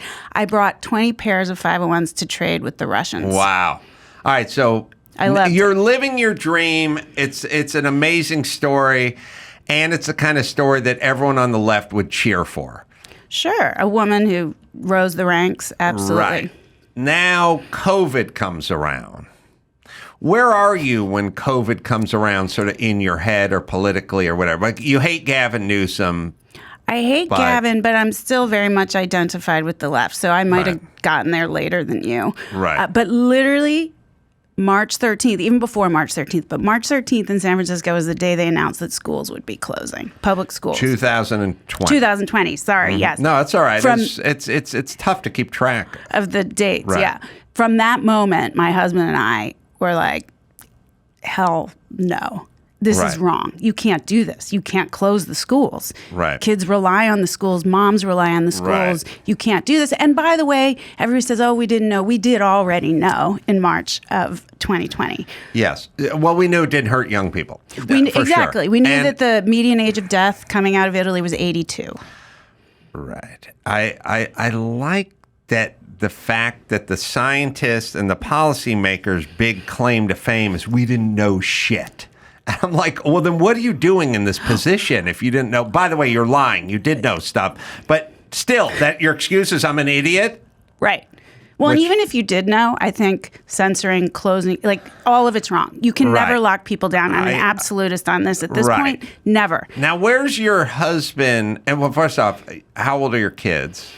I have 4 kids. They are wide-ranging in age. They are right now 24. Sorry, at that time. Oh, at that time. I had one in college, public university, Berkeley, one in high school, one in elementary school, and one in preschool. Wow. I had like the full gamut. You got a range. I do. Right. All right. So everyone's in all school. In public. all in public school. Right. And now they're going to close everything. Yeah. Now, where is your husband on this stuff? Because that can be an issue. No, we were like this. Together. Together. But we were Helpful. literally the only people in San Francisco, I think. Like the two of us against the entire city. Did your husband have a job that may be affected by certain thoughts like reopening schools? No, my husband is a stay-at-home dad, and so he was more aggressive because he had nothing to fear. Oh, that son of a bitch. What a job.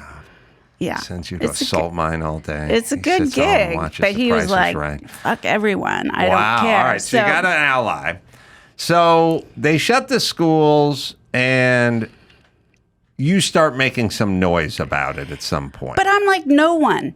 That's the thing. I mean, I had a big job, but I had no social media follow. Like, I'm just a mom. I mean, I had a big job, but you know, if you were against lockdowns from the beginning, you quickly, as you said, you know everybody across the country who is pushing back. In the beginning, there's like 5 of us total. Yeah. Mm-hmm. So quickly, we called ourselves the Open Schools Moms. We sort of banded together and started to strategize about how to, you know, protest, push back, and we all kind of built followings over time. Right. And I didn't really, I don't know. I just was like, I'm a mom. My kids are in public school. I get to do this. I didn't really think it would be a big deal. But quickly, most of my friends abandoned me. Many in my family abandoned me and have stuck there. And it became clear that it was an incredibly controversial view and that it would be a choice to continue and to risk whatever I would risk. And I chose to continue. I don't think, as I've stated on this show many times, and what you experience and sort of what I experienced is, I don't think it was a controversial stance. I don't think the people who demonized you thought it was a controversial stance. What they thought was you have outed yourself as a conservative, and that's why you were attacked. And that's what it was. If it's in a bubble, see what they did is they used certain stances as it's basically like someone in Hamas sees a guy with a yarmulke and goes, I'm going to kill him. And you go, what are you doing? It's just a 3-inch doily on the back. Yeah, he's a Jew. He outed himself. He put a target with the yarmulke as a Jew, and I killed Jews. So I see your point. When you make these stances, you out yourself. Now, it doesn't need to be accurate. And by the way, all your talking is not going to work on them.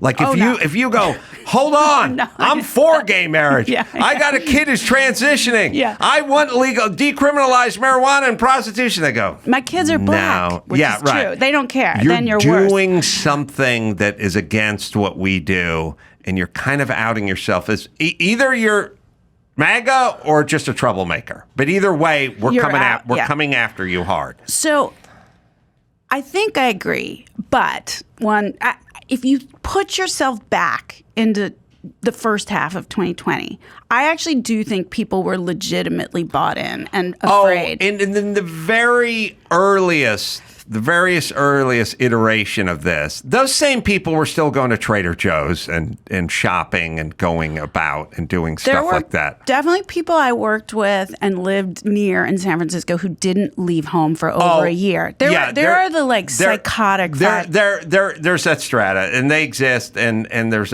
every version of them. But most people, yes, first off, when they closed the schools at the beginning, I had a couple kids at school. I was sort of agnostic about it. It's like, all right, close it for 2 weeks. What do I care? Like, who cares? But you thought it would be 2 weeks. Listen, it became very clear to me very early what was going on. Very early, it became very clear. And I started talking about it very early, like 2 weeks, 3 weeks in, I started spouting off about stuff, and then I got a lot of stuff. I'm sure, but from people, and it would be from there's a professional side, and there's a personal side, there's a familial side, there's every side. And they also, these people are empowered with some sort of self-righteous, self-assured chutzpah that I know not where this comes from, that you think you can tell me how life works, even though I'm much smarter and more successful than you are, but you're going to tell me you do how your it own works. Research. Yeah, right. So you started this, and what happened in the workplace for you? Well, I mean, it was bad in my entire city. It wasn't, right. and you know, Levi's is just a part of the city. And I will say, you know, I focused my protestation on schools and children. Playgrounds in San Francisco were closed 10 months.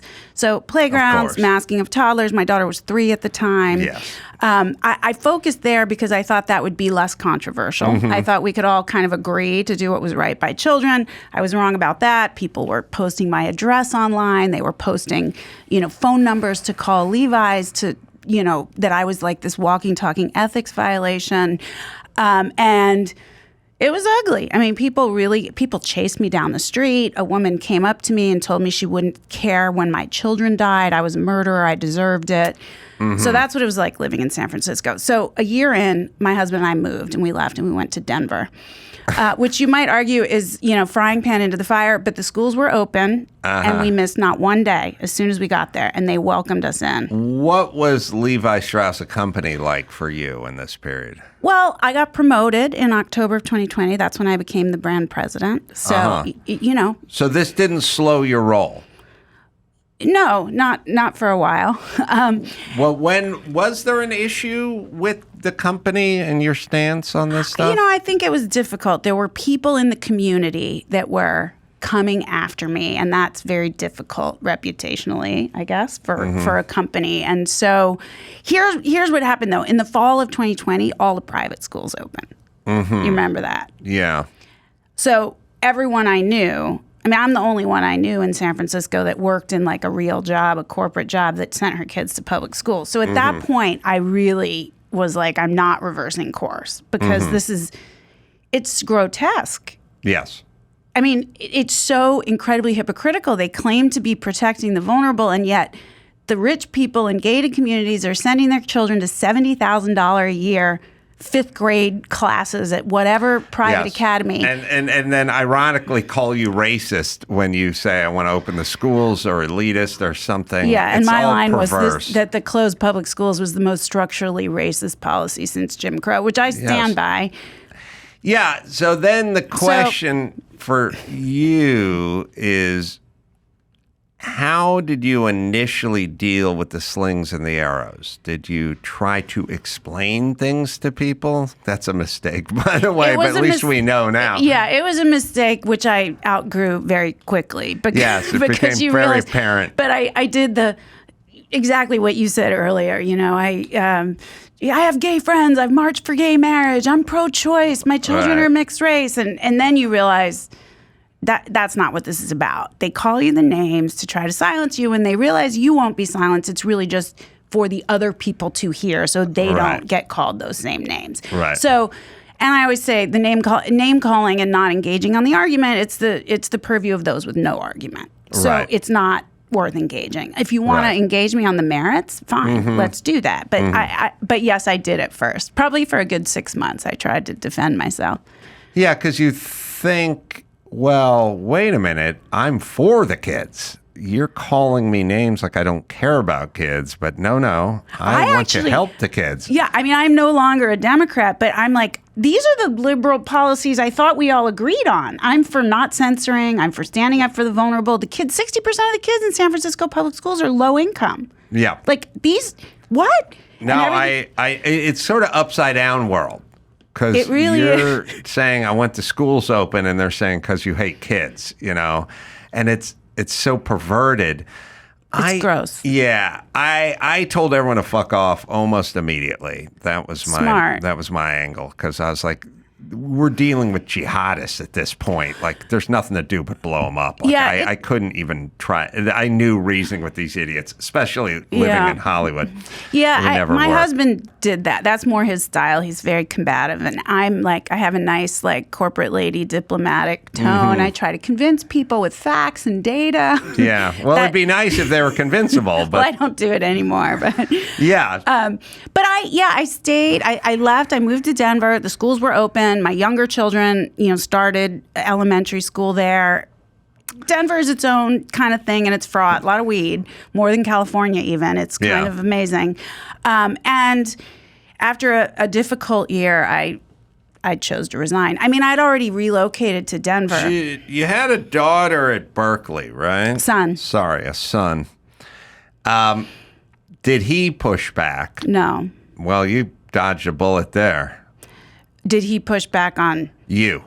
Oh, I thought you meant on the lockdowns. Sorry. No, he did not push back on the lockdowns or me. He just was sort of quiet with his head down. Bullet dodge, because a lot of 19-year-olds at Berkeley think they know everything, and they'll easily go after a parent for this stance. I think my older children were pretty embarrassed that you were making a ruckus. Yes. Yes. But we were fine.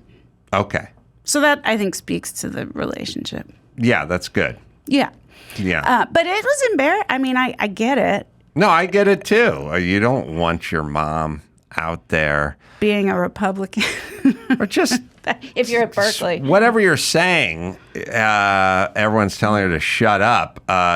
Who wants to be part of that? Well, I mean, and they're saying your mom is a alt-right fascist QAnon. Yeah, all the stuff. A kid doesn't want, kid at Berkeley does not want his mom to be a Christian nationalist. You want schools to be open. You're a far-right troll. Like I love that. I love the names stuff. The names are great. I didn't even know what QAnon was. That was the one. I still have not had anyone explain to me what QAnon exactly is, other than you're part of it. Right. Because you want schools open. It's some weird thing where like Trump is sending. I think it's on the down and out, so you don't have to worry about it anymore. Well, we moved on to Project 2025. Right. That's the new one we got to worry about. Yeah, I just make up shit every couple of years and then say that's what we're into. Yeah, I mean, I think when I was called a Christian nationalist as a Jewish atheist is when I realized, okay, there's just no logic here. Oh, Dennis Prager, Super Jew, was called, Oh, right.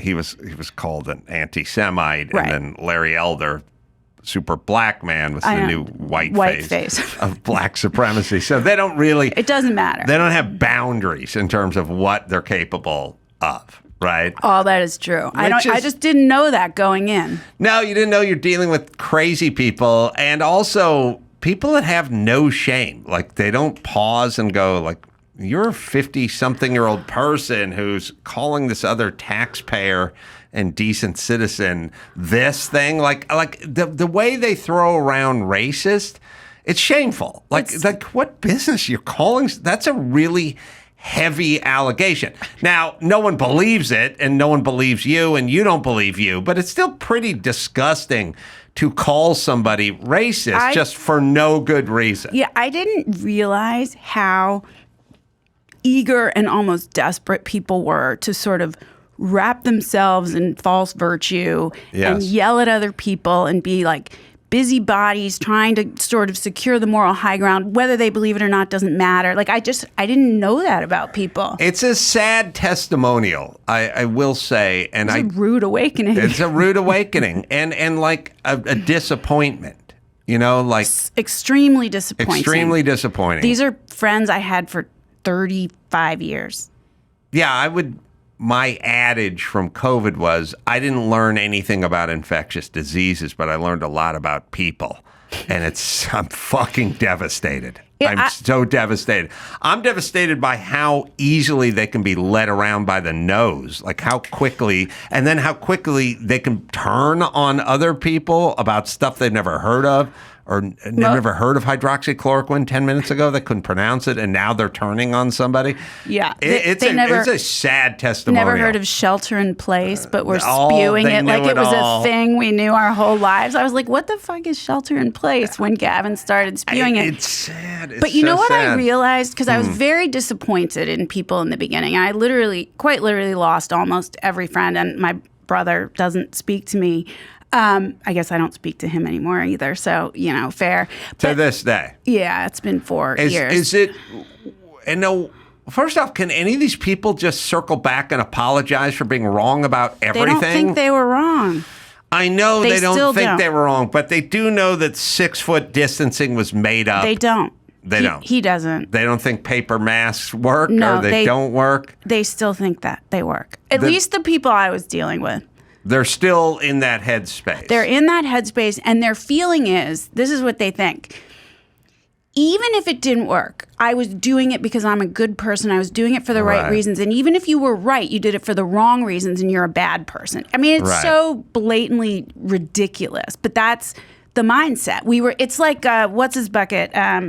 Scott Galloway was on Mar a few months ago saying, well, we were doing it for the right reasons and we need amnesty for us, but not for you. You don't get it because you were doing it for the wrong reasons. You're still a bad person, even if you were right. I mean, it's so fucked up and doesn't make any sense, but those are the people I know. And they would do it again in a second. They would put the paper mask back on. But is your brother a narcissist, do you think? Because I think this affects narcissists badly. He lives here. His wife is a doctor, and honestly, I think doctors before COVID had sort of lost standing in community. It used to be every Jewish family wanted a doctor, right? He's a doctor. That wasn't true anymore. They had lost kind of status. And I think they enjoyed the increased status. And even though he's not a doctor, he was the spouse of a healthcare hero. I think they really liked that. Banging those pots and pans out. The risking her life every day to go in and save people. But that's narcissism. I mean, that's narcissism right there. Yeah. I think. My theory is the people that got hit real hard were all narcissists. I think that's true. I think that's not most. I think the most in the middle just went along and were silent. The silent in the middle who went along are not narcissists. The ones that are pathetic. Disowning you and attacking you, those were the narcissists. I agree with that. That's what I'm saying. But the silent in the middle are pathetic. And they would probably be silent again because they would rather stand with the crowd and be wrong than stand up and do the right thing. But here's what I realized in the beginning. I was like, what? Is there something uniquely horrible about Americans during this time that they're why isn't anyone this violates every sort of American Western value I could fathom. And then I realized this is people always. This is just people across times and geographies, and this is just human nature. And somehow that made me feel better. Yeah, we're not uniquely fucked up. No, we're like the same fucked up as everyone. Yeah, we just never evolved from all the pussies and cowards and sheep from 500 years ago. And it never will. This is human nature. This is how it will be. There will always be a small percentage of people that stand up and push back. Slowly over time, others will join. They'll pretend they were first. Oh, yeah. They'll forget that they went along. I mean, let me give you a different example from gymnastics. So I was an elite gymnast, as you mentioned. I was a 7-time national team member. 20 years after I left the sport, I wrote a book about abuse in the sport. I was the first gymnast to write about it in 2008, 10 years before Larry Nassar. The U.S. Olympic Committee, USA Gymnastics, all my teammates, everybody came for me and called me a liar because you weren't supposed to criticize respected coaches. 10 years later, Larry Nassar's story broke. You know who that is, the doctor who abused 500 athletes. Every single person, to a person, said, we always stood with Jen. She was right. And we always stood with her. I'm like, I have the screenshots, asshole. Do you not? It doesn't matter. Truth doesn't matter. Well, this is a question, and I've brought this up, and I had a little experiment. I've told the story before, so I'll just sort of fast forward through it. But nighttime, living in Santa Monica, and apartment woman screaming out in the street. I come running out down the stairs. She's totally got her purse snatched. The guy took off. I go chasing the guy down 14th Street.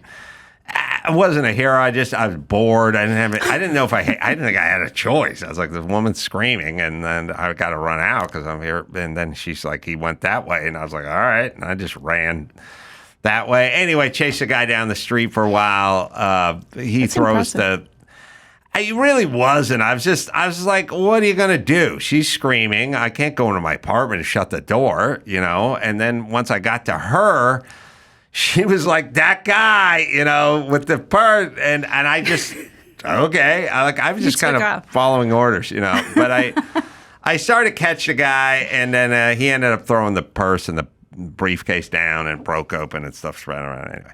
But the cop showed up, and then neighbors filed out and stuff, you know, that kind of thing. But I took note that when the cops showed up and the neighbors were all hanging in the street now, when they said what went on here was, well, you know, this guy grabbed their purse, so we came running out. Like, if the guy was like, I come running out, I see him running out, so I start chasing him. Like, no, none of you ran out. I ran out. Yeah. But none of you ran out. Now, you guys, you filed out after the guy was gone and the cops were rolling up. Then you came out. But exactly. Now, is the guy lying, or does he just wish it went this way, or is it both, or what have you? Because I think people have such a strong will of like, this is what I want. Like anybody who gets divorced or anyone who has a business partner sue them or something, listen to their version of this relationship. Oh, yeah. I showed up every day and cleaned the floors with my hands. You know, it's like,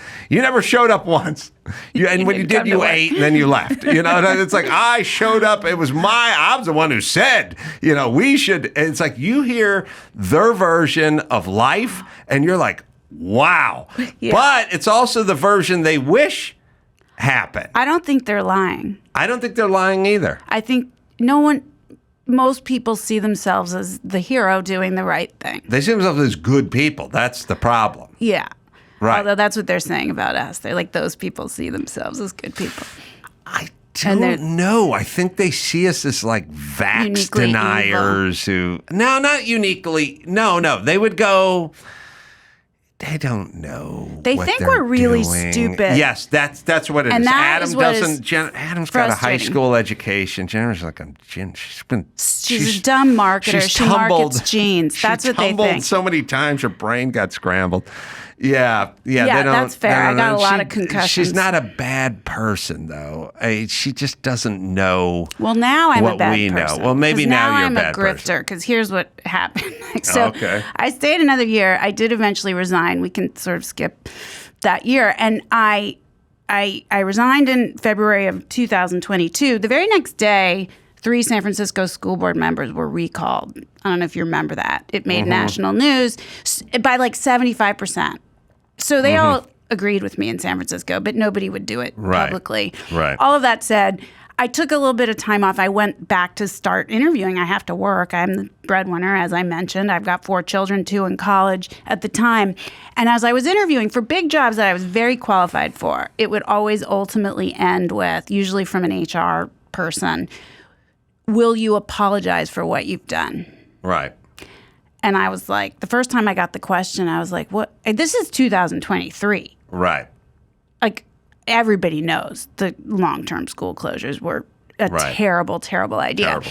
So I said, no, why would I? I was right about everything. And it quickly became very clear to me that there was no room for me anymore in corporate America, because you can't stray from the script. I mean, C-suiters, that's you read from a script. And if you've proven, it doesn't matter if you were right. They don't want brave people. They lie. They say they do. They don't want that at all. Yeah. They want people who will read the script that came from legal, was checked by CorpCom, and you just are supposed to read it. And I'd never done that, and it was okay for a time, but it wasn't okay anymore. So that's why I ended up starting my own. Cut to. By the way, you should know XX-XY Athletics. I'm wearing I don't know what we're calling a 3/4 pullover. Quarter zip. Quarter zip. Is that? Oh, it's quarter, not 3/4. Yeah, you're right. It's a quarter zip. It's performance fabric. It's good for running in cooler weather if you run. I do this thing where I put on a 25-pound vest and I walk everywhere, which is good because you get the weight, but it's good on the... It's just for me, it works. That's a good routine. Website, you can go to xx-xyathletics.com just to give you a plug. Thanks. It's a weird world where you were completely vindicated, but people still act like you're sort of like, oh, you got drunk and drove home from the party and ran over somebody and killed them or something. Actually, you would get less judgment. I've often said that if I accidentally killed someone in a drunk driving accident, I don't know, I think if I embezzled money. Yes, you would get less judgment.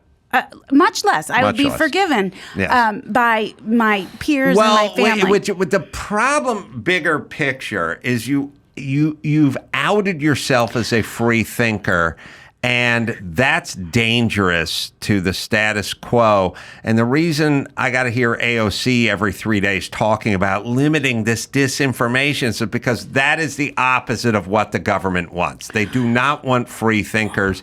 You are a free thinker. You outed yourself as a free thinker, and they're not interested in trying to govern free thinkers because they're hard to govern. It's very difficult. And the other problem is once whatever your realization was, so mine was COVID, then you're like, wait a minute. Right. I don't believe any of it. They've been censoring. This was a lie. This was a lie. And so, of course, DEI, gender ideology, which is sort of the center point of the brand. Gretchen Whitmer's kidnapping plot, you know what I mean? Like, you start looking into everything and going, what isn't the government involved in? Right. So and what are they telling us? Right. And so then you recriminalize yourself at every turn because you start talking about these things. And then you really have outed yourself as a right-wing Nazi Christian nationalist in their minds. I know, who's an atheist Jew or an atheist. In their minds. So right. You reoffend, and then there really is no getting back. Yeah, my argument is there is no clawing your way back into anybody's good graces, not with that group, because they didn't throw you out for legitimate reasons in the first place. So if they didn't exile you for legitimate reasons, they're never going to let you back in, no matter how you can explain to them all day and all night. So all you got to do is go plant your own flag somewhere and go do something else that doesn't involve them, because there is no winning them back. There's no winning them back. But it's a tough pill to swallow. These are friends. Like I said, you thought, I was at their weddings. I was like in the room for the birth of some of their children. Like, these are old. These children are all now theys that I was there for the birth of. So, and I'm mocking that as like not a thing, because there's no such thing. Yeah. No, it doesn't really matter to them how often they're wrong about something or how much damage they do to young people. They just move on to the next thing. That's the interesting part about them. They do. The next whatever it is. I don't think of them is evil, but I think of them as cowards, and cowards do evil things when they get pushed. And so they're de facto, they're evil, but not in a movie kind of way. No, not in a like twirling the mustache, but I'm cowardly. Desperate to hang on to my, group status, my virtue signaling status, and it's like that story, The Lottery. Do you remember the Shirley Jackson story from the 50s, The Lottery, where they stone one person to death a year in this small town? I don't know that story. Oh, it's a famous short story. You should read it. One. I think I started by saying, I can't. No, it's something else. But I've read 2 books. It's a gruesome. It's a gruesome story. Anyway, this town, they basically choose a person to stone to death. It's like The Purge, those movies, right? But this was before that. I think she wrote it in the 50s, and the families get in on it. Like, everyone gets in on it. And there's some made up, trumped up charges, but it's like this. It's to purge the whatever in the town. It's like that. They feel pumped up and virtuous, and they got rid of you. They purged the heretics in their midst, and they're going to stand by that. They're not thinking that much about whether they're right or not. I mean, they do believe they're right. Yeah. I mean, I don't know if that's a like generous view, but like, they're not lying. They think they are correct in their position. I agree with that. It gets blurry, and it's something I've yelled about for a million years, which is I used to pass a billboard that said like 56,000 Americans die of secondhand smoke every year. And I was like, nobody dies of secondhand smoke. No, and I said, talk to Dr. Drew about it. And he's like, nobody dies of secondhand smoke. And I go, why they say 56,000 die? How they make it up. The more specific the number is, the more believable, right? Well, but also the more you know it's a lie, like the 6 feet. No, I mean, sorry, but when the plumber says all the work's going to come to $2,000, you go, $2,000? That's such a rough swag. Where'd you get that? But when he goes, $1,978.21, you go, this guy's legit. That's what I'm saying. They pick up. But it's false precision. Yeah. So I go, well, who's dying of secondhand? No one dies of secondhand smoke. And Drew's answer is, well, they don't want you to smoke. And I go, okay, but they're lying. And they go, yeah, but they don't want you to do this thing, Or they go, AIDS is an equal opportunity killer, right. And you go, it doesn't. All you kill, straight it's not ladies killing out there. heterosexual ladies, and they're like, yeah, well, what? So why are they lying? They want you to wear condoms. I go, but they're lying, right? Yeah, but because they want you to wear condoms. So there is a governmental side of it that knows they're lying just because they want you to do. Sure. Stuff. I mean, Fauci knows 6 feet was made up. Fauci knows and lied. But your dingbat friends from San Francisco, they don't know. But they have a Fauci candle. They're from Seattle, Silver Lake, Brooklyn, and San Francisco. Oh, you're right. All the hot spots. So, I'm telling you, Dr. Drew said to me 8-10 years ago, well, how's this all play out? I just go, safe spaces and octagons. You just move into an octagon. Surround yourself with like-minded people that aren't pussies, and lots of mocking and shame. I am proud to say that every single person, I must have called 200,000 people pussies and sheep all throughout COVID. That's all I did. How did they accept that? Don't care. I had a couple stock answers. I was like, get under, they'd go, the disease can be spread through touch. I just go, get under the bed, pussy. That was my answer. And if anyone ever said, my grandfather was killed by COVID, I'd go, 3 of my grandfathers were killed by COVID. I would just write, all I would do is mock everyone. It's not even true. That's and why I have to mock old everyone. People die of shit all the time. Pneumonia used to be called, what was it, like the old man's best friend? This is the same shit. I know. It's total bullshit. These people would come out. I had 7 family members die of COVID. You're lying. That's a lie. They're all full of shit. That's why I would tell them if they said I had 7 family, I'd go, I had 8 family members die of COVID. I relentlessly mocked everybody through Twitter. It's all on record. I'm going to go read it all. I'm way prouder of that than I am of the birth of my twins. I am so proud that it's a permanent record that all I did was troll everyone and fuck with everyone, including the school system and LA Unified, and attack them and mock them as well. You guys here in LA had... I long for the day when I don't know the public health bureaucrats in every city across the country, but you guys have one of the best ones, Barbara Ferrer. We had Barb Ferrer. The million times I called her an old witch and a sea hag and a troll. And not a real doctor. And not a real doctor. Endless amounts of time, Jennifer. She's horrible. All right, well, Wait, listen. can I tell you a little more about the brand? Oh, yeah, Just more briefly. about the brand. That's sorry. That's okay. That's okay. I'm wearing the shirt. Anyway, I realized I could not go back to corporate America, so I decided I would take my background as an athlete, my experience in fashion, and my sort of big mouth to start my own brand. We started 6 months ago. Only athletic brand standing up for the protection of women's sports, because everyone knows that males should not be allowed to compete in women's sports. Oh, you're a heretic. All right, website. xx-xyathletics.com. Also Instagram. We can say hi at Jen Say. It's SEYSF. I know. I don't know how to change my Instagram handle. That's all right. I'm old. Come back when you guys hit the Fortune 100. That might be a while, but we're growing fast. And say hi. I'm going to be in Casper, Wyoming at the Rialto Casper Theater. That'll be this Friday coming up. A couple shows. And then Nashville over at Zany's. That'll be October 10th. You can go to AdamCarolla.com for all live shows. Until next time, it's Adam Carolla for Dana Gould and Jennifer Say and Mayhem Miller saying, Mahala.